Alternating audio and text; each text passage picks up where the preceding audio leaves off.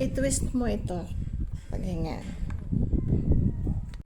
Pag nasa right side na, lagay mo to. Ayan. Dapat naka-face yung arrow dyan.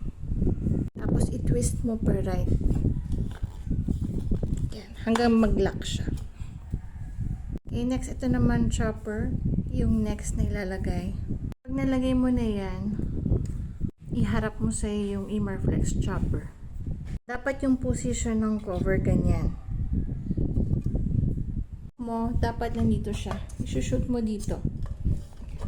Igilid mo siya. Dapat lapat na nakashoot. Pag na-shoot mo, i-twist mo siya. Kikita mo yan, kailangan mag-lock dyan. Yan. Kailangan mag-lock ha. Yan, pwede mo na gamitin. Follow para sa next na paggawa.